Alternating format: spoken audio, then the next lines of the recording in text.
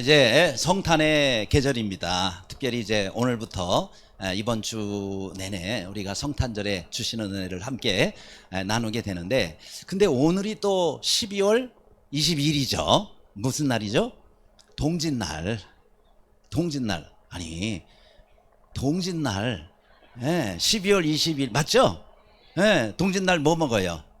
팥죽. 그래서 다음 그림을 보여주시면 이렇게 팥죽 한 그릇을 여러분에게 선물해 드리고 싶은 마음에 팥죽은 담아놨는데, 아이 그림의 떡이네. 아무튼 여러분 오늘 알아서들 팥죽을 드시기를 바랍니다. 그래서 오늘 팥죽 먹는 날이라 제 이 넥타이 색깔도 고민하면서 팥죽 색깔을 골라서 이렇게 했고, 구두도 이제 팥죽 색깔 좀 진한 걸로 어쨌든 오늘 이렇게 준비해서 신고 왔습니다. 그런데 왜 이 동짓날 팥죽 끓여 먹는가 이유를 아세요? 이 여러 가지 학설이 있더라고요, 찾아보니까. 그런데 동짓날 팥죽 먹는 거는 이게 중국에서부터 이렇게 또 아주 오랜 역사를 가지고 있더라고요. 우리나라의 왕들도 옛날에 팥죽 끓여 가지고 막 그냥 뭐 벽에다가 막 뿌리고, 이제 왜 이렇게 팥죽을 끓여서 뿌리느냐, 이 팥죽이요 빨간색이잖아요. 붉은 색깔 나는 게 이제 팥죽입니다. 그래서 이게 팥죽을 갖다가, 저도 어릴 때 저희 어머니가 아무튼 뭐 팥죽 끓이면은 이사를 가서도 그렇고, 그 다음에 막 벽지에도 막 뿌리더라고요. 벽지에 막 빨간 팥죽 국물이 막 여기저기, 이게 왜 저러는가 그랬더니 나중에 알고 보니까 이 팥죽 뿌리는 게 옛날부터 그게 이제 전통이 되는데, 왜 그러냐면은 이게 붉은색이기 때문에, 여러분 붉은 색깔의 이 팥죽을 뿌리면은요 귀신이 붉은색을 제일 싫어한답니다. 그래서 이제 악귀를 타파한다 그러죠. 그래서 애군을 타파하고 악귀를 타파하기 위해서 문지방에 뿌리는 것은 이 붉은 색깔 보고 귀신이 방 안으로 못 들어오게 하려고 붉은 거를 문지방에도 뿌리고, 그리고 벽에다 뿌려가지고 귀신이 빨간 거 보고 도망가라고.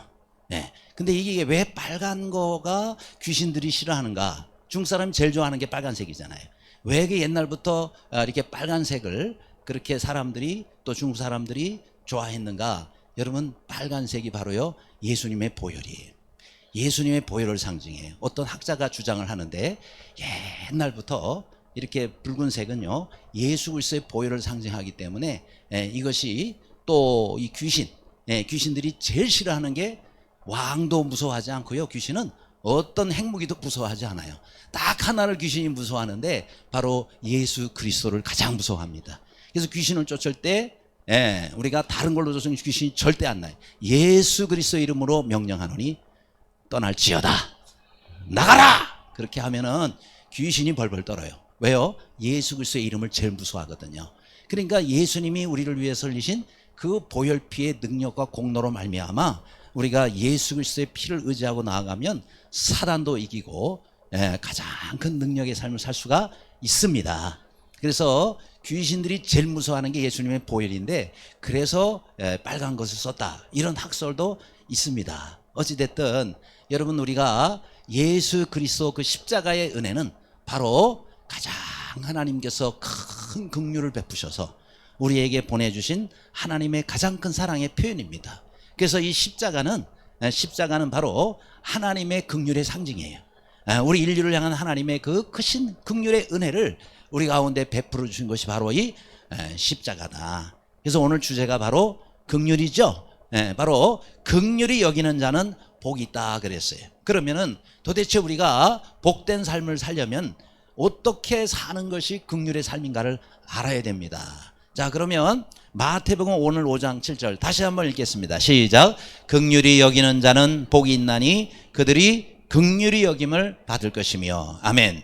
자, 그러면 우리가 긍휼히 여기는 자의 삶을 살려면 도대체 긍휼이 뭔지를 알아야 되잖아요. 그렇죠? 긍휼의 의미가 뭐냐? 그럼 먼저 첫 번째는 긍휼과 유사어가 있습니다. 긍휼이라는 단어와 비슷하게 쓰이는 단어가 있는데, 그것이 바로 측은이라는 단어입니다. 측은. 아시죠? 측은히 여긴다 라는 그런 표현을 많이 쓰는데, 자, 이 측은지심 혹은 측은이라는 이 단어와 긍휼이 비슷하게 사용을 합니다. 그러나 같지는 않아요. 좀 다릅니다. 어떻게 보면 좀 차이가 크다 라고 말할 수도 있습니다. 왜냐, 이 측은이라는 말은요 그야말로 상대를 불쌍하고 그 다음에 가엾게 여기는 마음, 이것이 바로 측은지심이에요. 측은이라는 단어가 가지고 있는 뜻입니다. 그러면 이 긍휼이라는 단어하고 도대체 뭐가 차이가 나느냐? 긍휼이라는 것은요, 거기다가 하나가 더 더해져요. 그래서 사전적 의미, 그 다음 2번을 보면은 사전적 의미가 나오죠. 자, 함께 같이 읽을까요? 시작. 불쌍하고 가엾게 여겨서 도와줌, 이렇게 돼 있어요. 그러니까 불쌍하고 가볍게 여긴다, 여기까지가 측은이에요. 그런데 긍휼이라는 것은 하나가 더 나갑니다. 그게 뭐예요? 도와준다는 거예요. 도와준다. 그래서 제가 일부러 빨간색으로 따로 표시했죠. 도와줌이라는 거예요. 다시 말하면 행동이 나타나는 겁니다. 그러니까 우리가 내 마음속으로만 상대방을 불쌍히 여긴다, 가엾게 여긴다, 여기 측은이에요. 그런데 이것이 행동으로 나타나는 것이 긍휼이에요. 그러니까 긍휼이라는 단어는 마음으로만 갖고 있으면 안 되는 거예요. 마음으로만 상대를 불쌍히 여기고 가볍게 여기면 안 되는 거예요. 그거는 긍휼이 아니에요. 긍휼은 뭐냐? 직접 내가 구체적인 행동, 구체적인 도움, 구체적인 필요를 채워주고 그 사람을 섬기거나 아니면 그 사람을 도와주는, 이것이 뭐예요? 행동이 나타나야 그것이 긍휼이다. 그렇죠? 그러니까 여러분 정리하셔야 돼요. 측은이라는 것은 마음으로만 갖고 있는 거고, 긍휼은 뭐라고요? 행동까지 나타나는 거. 그것이 바로 긍휼이다라는 거예요. 그래서 예수님께서 우리에게 드신 비유 가운데 사마리아인의 비유가 있죠. 얘가 있죠. 그렇죠? 선한 사마리아인. 이 선한 사마리아인이 어디를 가다가 여리고성 근처에서 강도를 만나요. 강도를 만나가지고 이 사람이 거의 죽게 됐다 그랬어요. 돈 뺏기고 옷 뺏기고 그 다음에 또 모든 것 다 얻어맞아가지고 거의 다 죽게 됐어요. 사람들이 지나갑니다. 레위인도 지나가고 제사장도 지나가는데 지나가면서 이 사람을 봅니다. 그렇죠? 보는데 어떻게 해요? 다 그냥 지나가요. 그렇죠? 물론 사람이니까 그 사람들 마음속에도 무슨 마음이 있겠어요? 불쌍히 여기는 마음이 있겠죠. 아이고 얼마나 안 됐을까? 아이고 얼마나 아플까? 아이고 안 됐네. 이런 마음을 공이 갖지만은 어떻게 해요? 다 그냥 가버려요. 그냥 가버렸어요. 아무런 도움을 주지 않았어요. 근데 선한 사마리아인은 갔는데 이 사람을 보고 같은 마음을 갖습니다. 근데 이 사람이 뭐가 한 가지 달라요? 이 사람은 직접 그 사람에게 가가지고 아이고 이 사람은 큰일 났네 하면서 상처를 씻어주고 그 다음에 기름 발랐다는 얘기는요, 약을 처방을 한 거예요. 약도 발라주고 상처가 났으니까. 그 다음에 이 사람은 어떻게 해요? 다시 또 자기의 또 그 나귀에 실어서 그래서 또 여인숙에다가 이 사람을 실어주고, 그리고 거기다가 이 사람 숙박비 다 책임지고 또 이 사람이 치료를 받도록 다 조치를 하죠. 모자라면 내가 와서 그 치료비까지 또 숙박비까지 다 되겠습니다. 여기까지. 이게 바로 뭐예요? 이 선한 사마리아인이 한 긍휼의 행위다. 그러니까 긍휼이라는 것은 안 좋고 불쌍히 여기고 가엾게 여기는 마음만 갖는 것이 아니라 이 사람에게 직접 필요를 채우고 이 사람을 모두 회복시키도록 모든 조치와 희생까지 들어가야 진정한 긍휼이다. 따라합시다. 긍휼은 희생이다. 희생이 있어야 돼요. 시간 들여야 되죠. 물질 들여야 되죠. 정성 들여야 되죠. 뒤에 것까지 다 책임지고 도와주는 거예요. 물론 뭐 전체를 책임져야만 긍휼이 아니죠. 그렇죠? 그리고 같이 힘을 합해서 나눠서 하는 것도 긍휼이 되겠고, 거기에 동참하기 위해서 같이 이 사람과 함께 가는 것도 그것도 긍휼이겠죠. 그렇죠? 어쨌든 긍휼은 행동이 수반이 돼야 되는, 같이 그 사람과 더불어 아무튼 돕고 섬기는 모든 행위, 이것이 들어갈 때 뭐예요? 그게 바로 긍휼이다.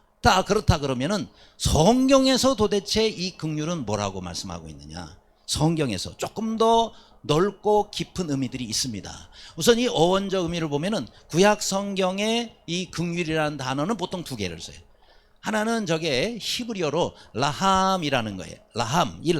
왼쪽에 있는 게 라함이라는 것인데, 이 라함이라는 것은 무엇을 의미하냐면 내장, 사람의 창자, 이걸 뜻하는 거예요. 그럼 이게 도대체 무슨 의미가 있느냐? 긍휼하고 창자하고 뭔 뜻이 있느냐? 뭔 상관이 있느냐? 그것은요, 마치 우리의 창자가 끊어지듯이 극한 고통을 느끼며 상대를 불쌍히 여겨주는 거, 이게 바로 라함이 가지고 있는 뜻이에요. 그러니까 내장, 내 창자가 이게 끊어진다면 얼마나 배가 아프고 고통스럽겠어요. 그렇죠?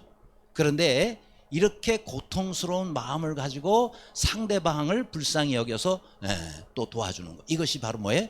라함이다라는 거예요. 그렇죠?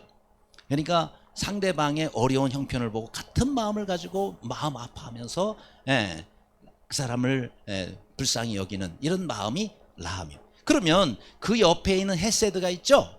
이 헤세드라는 것은요, 역시 자비라는 말이나 혹은 사랑이란 말이나 긍휼이란 말로 번역이 되는 그런 히브리어 단어입니다. 근데 이 헤세드라는 것은 이것이 하나님의 보통 사랑을 보통 얘기를 할 때는 아가페 사랑이라고 그렇게 얘기를 하죠. 이게 이제 헬라어에 아가페라는 단어가 있어요. 그러니까 무조건적으로 베풀어주는 사랑, 이걸 얘기할 때 보통 아가페적인 사랑이다 얘기를 해요. 근데 그거보다 훨씬 더 깊이가 있는 사랑에 대한 표현이 헤세드 사랑이에요. 그러니까 이 헤세드 사랑은요, 그냥 무조건적으로 베푼다, 여기에는 사실은 포함이 안 돼 있는 더 깊고 사람의 생각으로는 상식적으로는 이해할 수 없는 하나님의 크고 놀라운 사랑, 이것이 바로 헤세드입니다. 그래서 사실 이 헤세드라는 것은 하나님의 사랑, 이렇게 많이 번역이 되기 때문에, 그래서 옛날에 제가 이 헤세드라는 단어를 신학교에서 배우고는요, 제가 뭔 생각을 했느냐면, 야, 이 헤세드란 말이 너무 좋구나. 하나님의 이 깊은 사랑의 표현이 헤세드구나. 그래서 제가 결혼 상담소를 만들려고 그랬어요. 결혼 상담소 이름 헤세드 결혼 상담소. 괜찮죠, 그죠? 제가 그래 실제로 이렇게 딱 이름을 이제 정하고는, 그러고는 일단 사람들이 보니까 참 교회에 좋은 자매들이 많고, 그리고 또 좋은 전도사님도 많고, 교회 좋은 청년이 많나 서로 몰라요. 몰라가지고 서로 사랑에 안 맺어져요. 일단 알아야 될 거 아니에요. 야, 정말 이 좋은 청년들 많이 있는데 그걸 잘 소개해가지고 결혼 상담소를 하면 얼마나 좋겠냐. 그래서 헤세드 결혼 상담소 그렇게 만들고 시작을 하려고 했더니 제가 결혼을 안 했네요. 제 앞가리를 못해요. 제가 결혼을 안 해가지고 총각이 결혼 상담소를 한다니까 아무도 안 와요. 왜요? 지 앞가리나 하지. 뭐 자기도 결혼을 못하고 있으면 남을 뭐 연결해 주시겠다고 그래. 이렇게 해가지고요, 결국은 문 닫았습니다. 그런데 아무튼 이름이 참 좋아요, 헤세드. 그런데 이 헤세드 사랑의 진정한 의미를 우리에게 하나님이 가르쳐 주신 게 있어요. 그게 뭐냐? 바로 호세아서입니다. 자, 이 호세아서에 나오는 호세아라는 선지자, 이 호세아라는 선지자가 이렇게 하나님의 뜻을 이스라엘 백성들이 알지 못하고 계속해서 방탕한 길로 갈 때에 하나님께서 도대체가 이스라엘 백성들이 하나님의 이 사랑이 뭔지를 알지 못하니까 그 사랑을 알려주시기 위해서 호세아를 모델로 삼습니다. 그래가지고 하나님께서 호세아에게, 호세아야, 너 저 음탕한 여인, 쉽게 요즘 말로 말하자 그러면은 창녀와 같은 거라고 생각하시면 될 거예요. 저 음란하고 방탕한 여인 고멜을 데려와서 네 아내를 삼으라 그러셨어요. 여러분, 선지자가, 그 당시에 선지자는요, 결혼을 할 때도 아무하고는 못합니다. 정말 깨끗하고 정결한 그런 사람을 아내로 맞이해야 하나님의 거룩한 일을 감당할 거 아니겠습니까? 그런데 하나님, 도대체 이런 여인을 율법에 의하면 절대 못하게 돼 있는 이런 결혼을 어떻게 해서 나보고 저런 여자를 데리고 와서 아내를 삼으라고 하십니까? 하나님께서 해라면 해! 명령이에요. 아멘. 그러고는 이 여인을 데려옵니다. 그래서 이제 아내를 삼고 있는데 그 버릇이 어디 가겠어요? 그래가지고는 막 돌아다니면서 또 바람 피우고, 그 다음에 또 막 음란한 짓을 하고, 또 딴 남편한테 가가지고 뭐 같이 살고, 야, 도대체가, 아무튼 이 호세아가 감당을 못하는 거예요. 그런데 그런 상황에서 율법에 의하면 어떻게 해요? 돌로 쳐 죽여야 되는 거예요. 그런데 하나님이 호세아에게 뭐라 그래요? 고멜에게 가서 돈을 주고 그 여인을 다시 사오라 그런 거예요. 아니, 돌로 쳐 죽여도 시원찮은데 그 여인을 돈 주고 다시 사오라고요? 이해할 수가 없었어요. 하나님께서 또 말씀하셨어요. 하라면 해! 아멘 하고 순종해. 그리고 이 여인을 돈을 주고 다시, 저렇게 돈 주고 지금 사오는 광경입니다. 그러고는 사와서 그러고는 아이를 낳는데 이게 도대체 누구 아인지도 모르겠는 거예요. 그렇죠? 누구 아인지도 모르겠는 거예요. 그러면서 하나 태어날 때마다 이름을 지어주는데 이게 바로 이스라엘과 연결이 됩니다.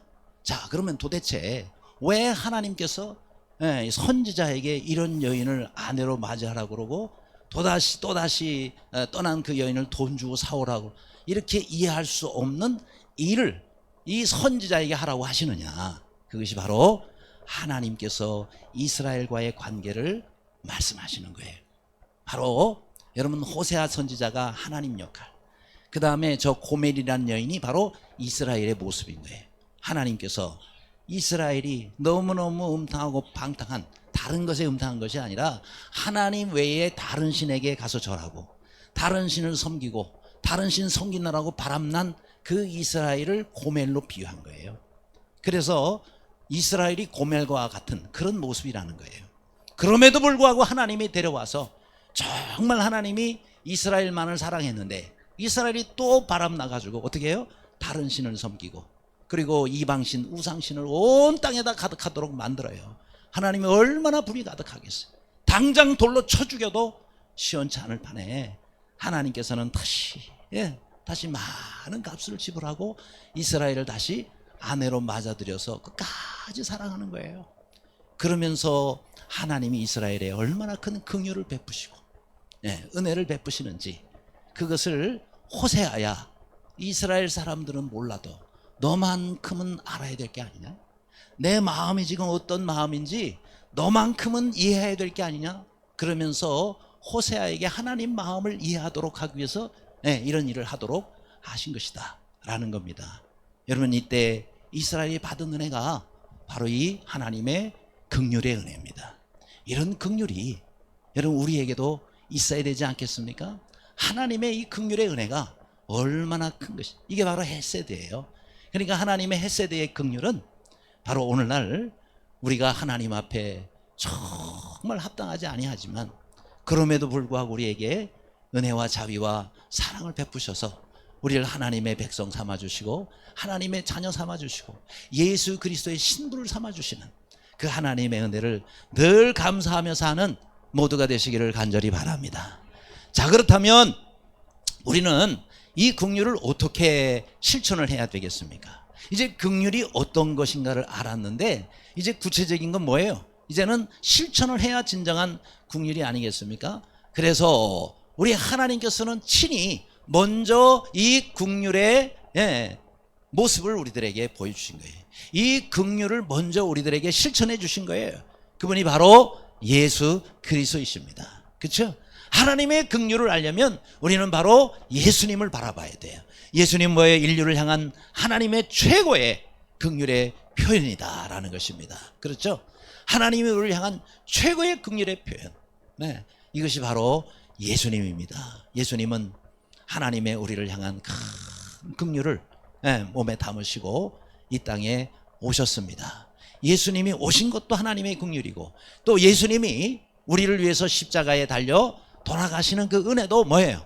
예수님의 우리를 향한 긍휼의 은혜다라는 거예요. 그렇죠?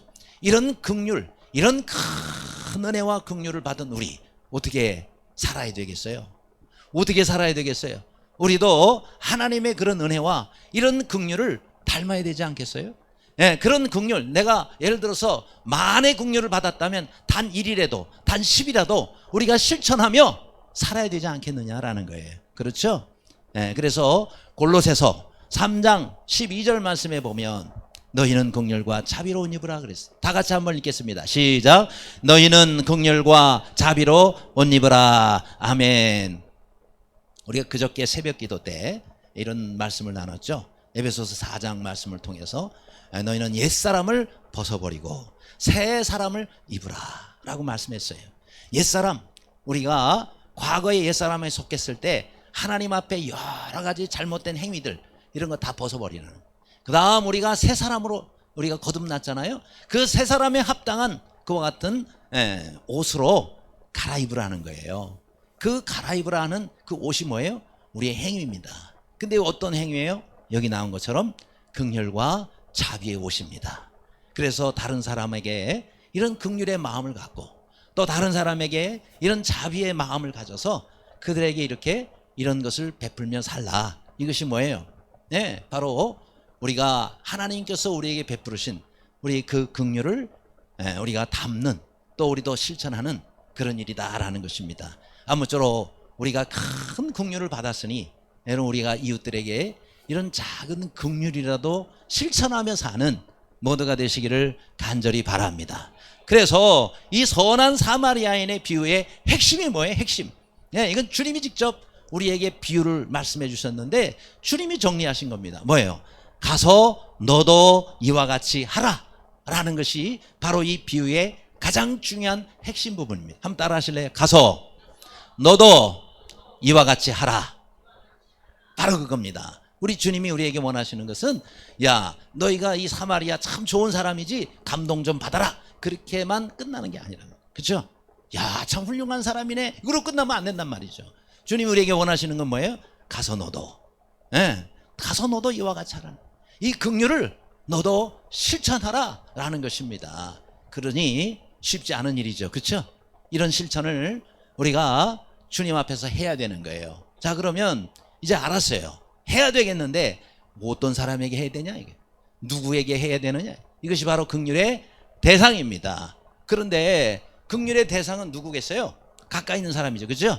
우리의 가까이 있는 이웃들, 또 우리 가까이 있는 우리 성도들, 그런 사람들이 우리의 긍휼의 대상이 되는 것입니다. 그런데 이런 긍휼의 대상인 우리 이웃들, 우리가 이런 긍휼을 베풀어야 되겠는데 사람들은 다 자기들의 기준이 있어요. 그 기준이 있어가지고 그 기준에 해당 안 되잖아요. 그럼 비판부터 나옵니다. 그렇죠? 내가 기준을 정해놓고 이 기준에 안 맞으면 뭐가 틀리니, 뭐가 잘못되니, 왜 그따구로 사니, 왜 그런 일을 하니, 이렇게부터 비판을 하고 나옵니다. 우리 가까이 교회에 다니는 성도들끼리도요, 내 뭐가 안 맞으면은 그 신앙생활을 왜 그딴 식으로 해? 왜 그런 식으로 하면서요? 성도들끼리도 비판하고 막. 왜냐면 성경은요, 비판은 죄라고 말씀하는 거예요. 그렇죠?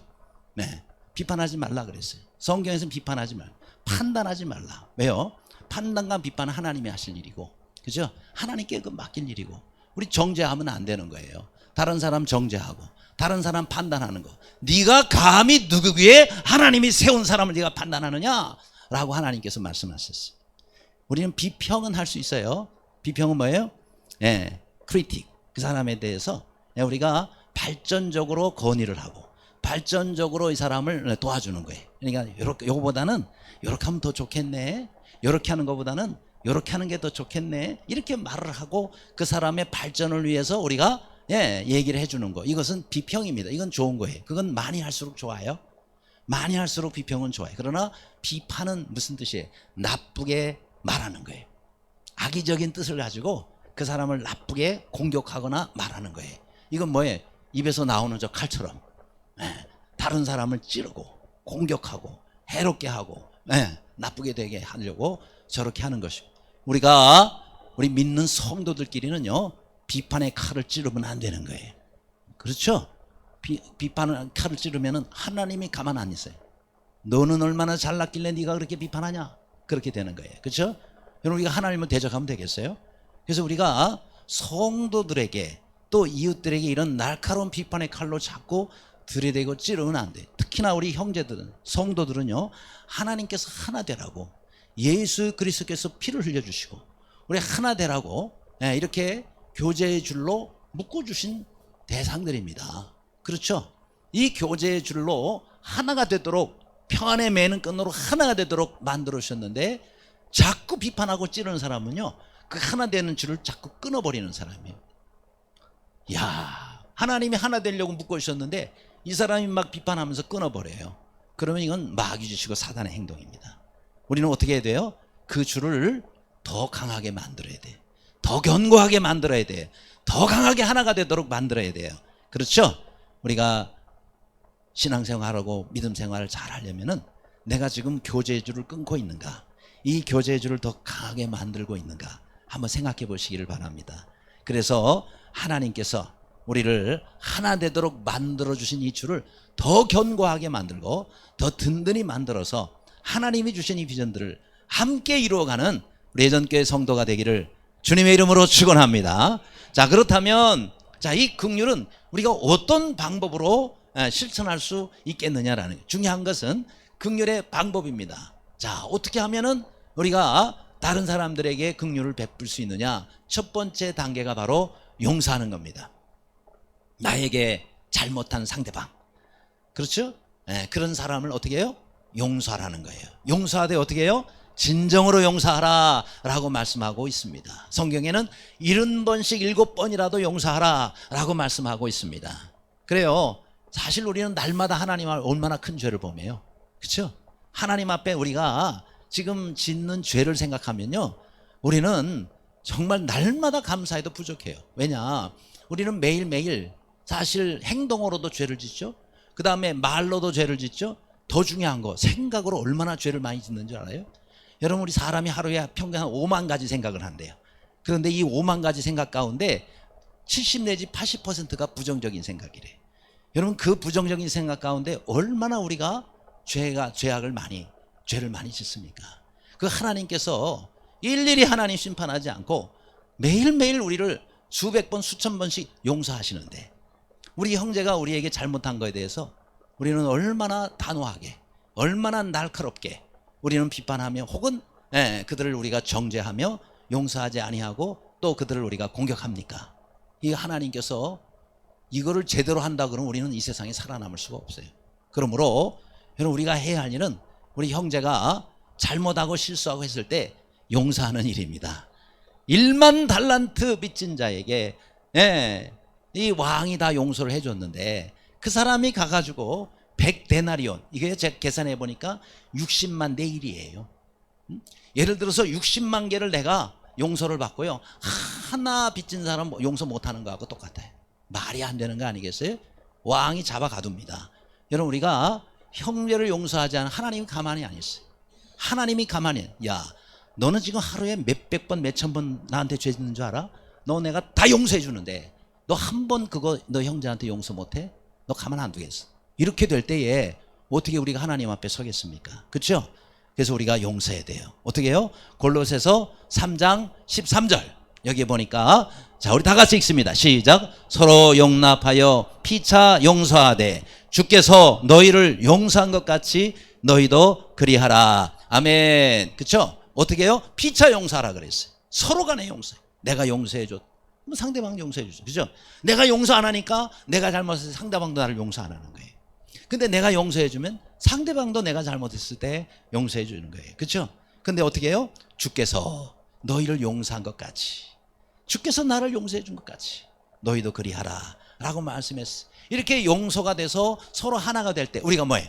하나님 앞에 나와 찬양하고 하나님 앞에 나와 예배하고 할 때에 그 예배가 하나님께서 받으시는 예배가 되는 거예요. 그렇죠? 예, 성경에 뭐라고 말씀했어요? 너희가 형제와 원망 드는 만한 일이 있을 때 어떻게 하라고 했어요? 먼저 가서 예물을 제단 앞에 두고 먼저 가서 형제 화목하라. 그리고 그 이후에 와서 예물을 하나님께 드리라 그랬어요. 그러니까 우리 하나님께서는 인애를 원하고 제사를 원치 않는다 그랬잖아요. 그러니까 하나님은 뭘 더 원해요? 우리가 하나됨을 먼저 더 원하고, 또 다른 사람에게 인애와 자비와 긍휼을 베푸는 것을 하나님께서는 먼저 원하시는 겁니다. 근데 이렇게 용서하지 아니하고 하나님 앞에 나와서 예배하고 찬양, 하나님 안 받으시는 거예요. 받지 않으신다 그랬어요. 먼저 우리가 화목하고 그리고 용서하고 하나가 된 다음에 신령한 노래를 부르고 하나님을 찬양할 때 그 찬양이 하나님이 기뻐하시는 찬양이요, 그 예배가 하나님이 기뻐하시는 예배가 되는 것입니다. 아무쪼록 마음속에 여러분이 아직 정리하지 못한 관계가 있거든.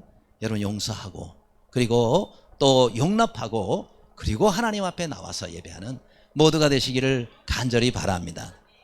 전에 어떤 학교에서 한 아이가 신발을 잃어버렸어요. 이게 뭐 잃어버린 게 아니라 누가 훔쳐간 거예요. 실내화를 신는 학교였던 것 같아요.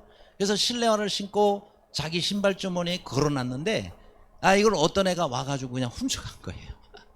아유, 그러니 그 학급이요 난리가 났어요. 신발 잃어버렸다고 누가 도대체 뭐 학급에 뭐 아무리 찾아봐도 있나요? 같은 반 아이가 훔쳐가는 일은 별로 없습니다. 그렇죠? 그런데 훔쳐간 애를 잡는 것이 어려운 일이 아니에요. 왜냐? 아이들은 순진하기 때문에 그 신발을 신고 또 학교를 오거든요. 아니 웬만한 사람 같으면 훔쳤으면 절대 학교는 안 신고 오는데, 뭐 이 수백 명 가운데 뭐 누가 알겠어? 그러고는 신발을 신고 또 오는 거예요. 그래가지고 전부 세워놓고 신발 조사를 했더니 걸렸어요. 딱 걸렸어. 그래가지고는 자 이제 선생님이 그 아이를 앉혀놓고 가만히 신상 조사를 해보니까 얘가 너무 집이 가난한 애예요. 너무 집이 가난해. 그야말로 신발 하나 제대로 살 수 없는 그런 정도의 가난한 형편의 아이예요. 그러니 선생님이 이거 뺏어가지고 얘한테 돌려주는 게 맞는데 그렇게 하면 얘는 신발 벗고 다녀야 돼요. 그래서 선생님이 고민을 하다가 그 신발을 잃어버린 그 아이를 부릅니다. 그리고 그 아이한테 얘야, 신발 훔쳐간 거, 네 신발 훔쳐간 애를 잡았거든. 그런데 선생님이 알아보니까 걔가 너무너무 참 가난한 애더구나. 너는 집에 신발 참 많잖아. 너 그 신발 걔한테 그냥 주면 어떻겠니? 라고 얘기를 합니다. 이 아이가 선생님 걔가 그렇게 가난한 애였어요. 그러면 전 뭐 이런 신발 집에 많은데 제가 줄게요 해서 그 아이를 주었답니다. 근데 자 보세요. 그 아이가 신발을 훔쳐간 애가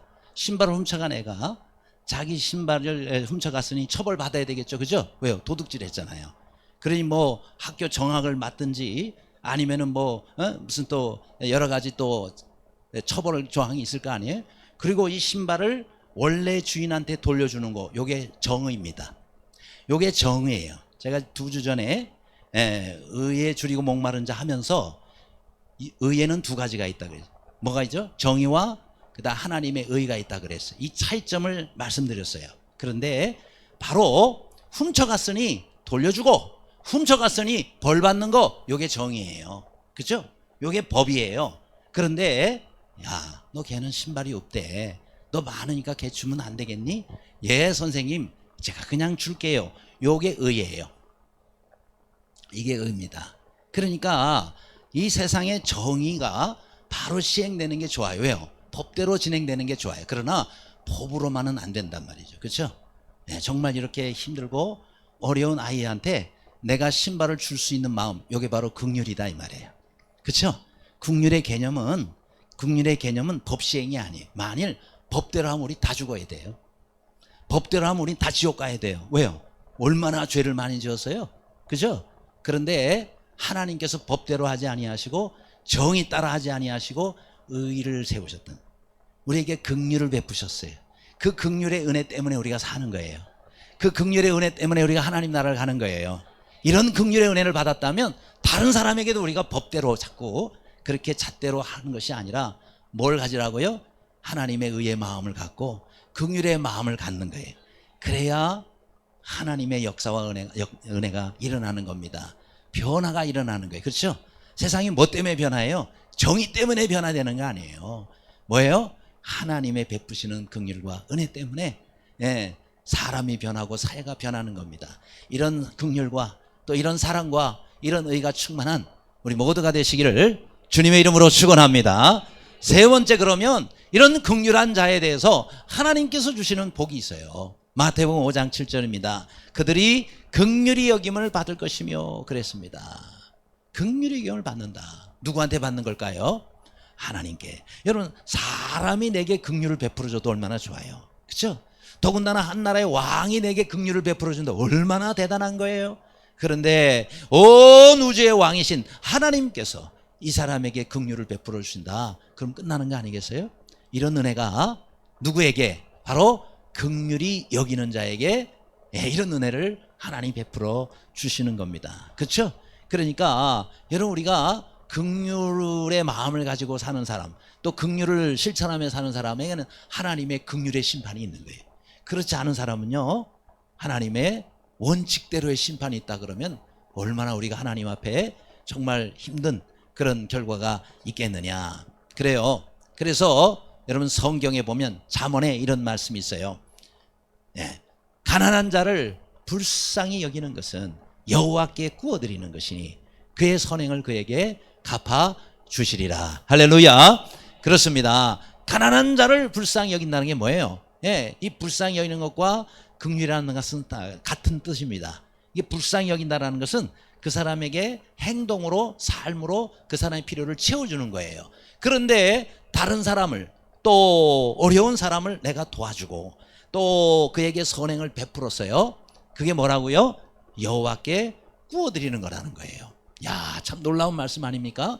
나는 그 사람 필요를 채워주고 어려워서 도와줬는데 나중에 알고 보니까 하나님께 구워드린 거래요. 구워드린 거예요. 그러면 뭐예요? 선행을 반드시 그에게 갚아주시는 거예요. 여러분 사람은 안 갚고 빚을 져도 떼먹는 수가 있어요. 그러나 우리 하나님은요 반드시 갚아주십니다. 그러므로 여러분 우리가 정말 잘 사는 길은요 하나님께 많이 꿔드리는 거예요. 하나님께 많이 꿔드리며 사시기를 바랍니다. 다른 사람한테 괜히 꿔드렸다가 그 다 날리지 마시고 누구한테 꿔드리라고요? 하나님께. 하나님께 많이 꿔드리면요 하나님께서 갚아주시는데 1년 있다 갚아주는 사람도 있고 5년 있다 갚아주는 사람도 있고 10년 있다 갚아주는 사람도 있는데 제일 좋은 건 뭐냐? 하나님 나라 가서 갚아주시는 거예요. 그러면 그 기간이 얼마나 돼요? 그래서 거기에 이자에 달러 이자에 뭐 아무튼 복리 이자에 다 붙어요. 그래서 하나님께서 나중에 그 갚아주시면요 야 나는 요만큼 했는데 하나님 엄청나게 큰 것으로 우리에게 갚아주시는 겁니다. 그러므로 정말 부자는 누가 부자냐? 하나님께 엄청 많이 꿔드리는 사람, 그죠? 하나님께 받을 게 많은 사람이 진짜 부자. 왜요? 앞으로 다 받을 거 아니겠어요? 그러니까 하나님을 좋은 의미로 빚쟁이로 만드시기를 바랍니다. 하나님을 빚쟁이로 만든다는 게 무슨 뜻이에요? 하나님께 많이 꿔드리는 사람이 하나님께 많이 하나님 빚쟁이로 만드는 거예요. 그래서 여러분이 정말 이 긍휼이라는 것은 하나님께 많이 여러분이 꿔드려서 그것이 나중에 하나님께서 정말 귀하게 갚아주시는 그런 축복과 은혜가 있기를 간절히 바랍니다. 이런 사람이 또 한 사람 있죠. 사도행전 10장에 보면은 누구예요? 바로 고넬료입니다. 고넬료. 이 고넬료가 이렇게 정말 군대의 장교로서 정말 어려웠을 텐데 그럼에도 불구하고 아무튼 얼마나 구제를 많이 하고 얼마나 기도를 많이 했는지 성경에 기록이 될 정도예요. 그래서 사도행전 10장 4절 말씀에 보면 이렇게 말씀하고 있습니다. 내 기도와 구제가 하나님 앞에 상달되어 기억하신 바가 되었으니 이야 하나님께 얼마나 많이 갚아드렸으면 또 얼마나 이런 기도와 구제를 많이 했으면 하나님 앞에까지 상달되고 기억하신 바가 되었다라고 특별히 기록하고 있을까요? 그렇죠? 여러분 기도를 많이 하시기를 바랍니다. 하나님 앞에 기억이 되도록 뿐만 아니라 구제도 우리가 구제를 하면 없어지는 게 아니에요. 나한테 나가면 다시 안 들어오죠. 왜요? 어려운 사람 도와줬는데 다시 오겠어요? 그 사람이 어떻게 다시 나한테 갚겠어요? 그러니까 그게 다 하나님 앞에 꾸어드린 것이 되어서 그것이 내게 다시 돌아온다라는 겁니다. 그러니 여러분 이 고넬료가 얼마나 큰 은혜를 받아요. 이방인 가운데 최초의 그리스도인이 되고 그렇죠? 이방인 가운데 이렇게까지 고넬료 하잖아요. 우리 교회 고넬료 사랑방도 있어요. 아무튼 이런 귀한 은혜는 이 사람이 이렇게 많이 베풀었기 때문입니다. 그렇죠? 여러분 우리나라에 신한선 씨라는 분이 쓴 파이팅 파브라는 그런 책이 있습니다. 근데 이 파브라는 말이 사실은 좀 약간 뭐랄까요 조롱하는 그런 표현으로 쓰는 용어이기도 해요. 미국에 가서 거기서 막 어렵게 힘들게 이민자로서 사는 사람들을 때때로 이게 파브라는 표현을 쓰기도 합니다. 이 파브가 도대체 뭐냐? 파브가 있고 사브가 있어요. 파브와 사브. 이 파브라는 것은 FOB 이것을 이제 발음한 건데 무슨 뜻이냐면 fresh off the boat라는 거예요. 보트라는 보트 있죠. 그리고 off라는 것은 내린다는 거예요. 그러니까 보트에서 내려서 이제 fresh 아주 갓 내려가지고 신선하게 열심히 힘을 다해서 살아가는 사람, 그런 사람을 가리켜서 파브라 그래요. 그렇죠? 그러니까 약간 이제 뭐랄까요? 그 문화에 잘 적응이 못 돼가지고 그렇게 사는 사람들을 파브라고 하면서 조롱하는 말도 또 쓰이지만은 이것을 여기서는 굉장히 좋은 의미로 바꿨어요. 그래서 배에서 간 내려가지고 열심히 도전하면서 개척하면서 사는 이민자, 이런 사람을 파브라 그럽니다. 그럼 반대로 사브는 뭘까요? 사브, SOB는 still on the boat, 아직까지도 on the boat, 배 안에서 내리지 않고 그 안에서 우리끼리 그냥 그러면서 새로운 곳에 도전하지 않고 현실에 만족하면서 변화 없이 그냥 배 안에만 갇혀 사는 사람, 얼마나 살 수 있을까요? 그죠? 이런 모습의 사람을 뭐라고 해요? 사브라 그러는 거예요. 그러니까 우리가 사브 인생을 살지 말고 파브 인생을 살자라면서 이 책을 쓴 건데, 핵심적인 부분은 바로 이겁니다. 바로 이 예수님이 이 땅에 파브로 오셨다는 거예요. 하늘의 모든 천국의 좋은 것들을 다 버리시고 이 땅에 파브로 오셨어요. 그래서 이 땅에 오셔서 정말 어려운 당시의 이스라엘 사람들, 많은 종교 지도자들에게 어려움 당하시고 핍박받으시고 십자가에 달려 죽기까지 예수님 오셔서 구원 사역을 이루어 주셨지 않았습니까? 그래서 그런 관점에서 보면 예수님은 이 땅에 파브로 오셨어요. 그런데 그 예수님을 닮아 우리도 그냥 우리끼리 앉아서 우리끼리 은혜 받고 우리끼리 맛있는 거 먹고 이런 신앙과 믿음으로 가져서는 안 된다는 거예요. 주님 왜 오셨어요? 이 땅에 우리 살리러 오셨어요. 그럼 우리도 여기에만 있지 말고 우리끼리 모여서 파티하고 우리끼리 모여서 그냥 뭐 잔치하고 이렇게만 하지 말고 우리도 가자라는 거예요. 어디로 가요? 어려운 사람들이 있는 곳, 긍휼이 지금 필요한 곳으로 우리가 가자. 오늘 저녁이잖아요. 오늘 저녁에 주센병원에 우리가 지금 오늘 저녁에 가지 않습니까? 그럼 주센병원에 왜 가요? 어떤 분은 이런 분들, 아니 왜 맨날 우리는 가가지고 거기서 선물 주고 뭘 해야 됩니까? 그냥 우리끼리 모여서 여기서 잔치하고 우리끼리 모여서 여기서 공연하고 그러면 얼마나 좋겠어요. 돈도 안 들고. 물론 그럴 수 있죠. 그러나 왜 우리가 병원까지 가요? 우리끼리 모이면 우리끼리 좋아요. 그렇죠? 편해요. 우리 교회에서 모이니까 모든 방송 시스템 음향 다 돼 있어요. 여기서 하면 제일 좋아요. 이번에도 가는데 이게 그 담당자들이 다 지금 딴 데로 가가지고 음향 만질 사람이 없대요. 그리고 또 모든 하나가 다 제대로 안 돼 있는 거예요. 불편해요. 차 타고 가야 돼요. 또 우리가 우리끼리 하면은 뭐 실수하면 애교로 봐주고 박수 쳐주지만 거기서 실수하면은 왜 저렇게 준비해가지고 왔어? 또 이럴 수 있어요. 그런데 우리가 가서 거기서 또 준비해가지고 공연을 합니다. 그 다음에 또 선물을 다 줍니다. 간식도 꾸러미 만들어가지고 다 줍니다. 왜 그래요? 그분들이 못 오잖아요. 여기 못 오잖아요. 그렇죠? 그러니까 우리가 가는 거예요. 여러분 병원에 입원해 있는 환우들이 어떻게 여기 오겠어요? 그렇죠? 그러니까 우리가 가는 거예요. 가가지고 그 사람들이 지하로 다 1층으로 모이세요. 그 모여가지고 우리가 거기서 뭘 해요? 공연을 하는 거예요. 자람터부터 중고등부, 또 예담터, 또 청년회, 우리 또 성가대, 그리고 또 우리 또 장년들 또 이렇게 모여가지고 전부 우리가 공연을 합니다. 선물도 줍니다. 그 다음에 간식도 줍니다. 그게 목적이 아니에요. 목적은요, 그 뒤에 메시지에 있어요. 복음을 전할 겁니다. 대부분 안 믿는 사람들이에요. 그들에게 짧게 한 5분이지만은 복음을 전하는 거예요. 왜요? 주님이 그것 때문에 오신 거거든요. 우리가 그것 때문에 가는 거거든요. 그렇죠? 가가지고 그 5분 동안에 그들에게 예수님이 왜 오셨는가, 그것을 증거함으로 저 예수님 믿겠어요. 제가 오늘 밤에 분명히 초청할 거예요. 예수 그리스도는 나의 구주로 영접하는 손 들으세요. 그럼 손 들어요. 여러분 그 사람이 단 한 사람이라 그래도 한 사람이 주님 앞에 돌아오면 한 사람은요 온 천하보다 귀한 생명이라 그랬어요. 큰 생명 구원하기 위해서 우리가 가는 겁니다. 가가지고 그들에게 이렇게 하는 거예요. 그렇죠? 여러분 이것은요 세상에 어떤 일보다 귀한 일이고 성탄절은 바로 그것 때문에 주님이 오신 겁니다. 24일 날은 여기 안양에, 군포에, 여기 의왕에 독거노인들, 불우한 이웃들, 또 노숙자들 올 거예요. 노숙자들이 오면 우리 교회 아마 여기저기 더러워질 수도 있어요. 그럼에도 불구하고 왜 오라 그래요? 전도하려고. 그죠? 전도하려고. 우리가 일일이 찾아다니 얼마나 많아. 근데 여기 한 300~400명이 온단 말이에요. 와가 24일 날 11시에 예배부터 드려요. 뒤에 선물 꾸러미를 엄청 준비했어요. 선물 받으러 오지만은 우리는 가장 중요한 게 그들에게 복음을 전하기 위해서 그 가운데 단 한 사람이라도 저 예수님 믿겠습니다. 온 천하보다 귀한 한 영혼을 얻는 거예요. 얼마나 귀한 일이. 그날 저녁에는 또 CT병원에 가요. 올해는 3개나 겹쳤어요. CT병원에 가서 우리가 또 그렇게 합니다. 그 이유가 뭐죠? 거기서 또 복음을 전할 거예요. 왜요? CT병원에 입원해 있는 환우들 안 믿는 사람들이 많아요. 복음을 전하는 이게 파브 인생입니다. 그렇죠?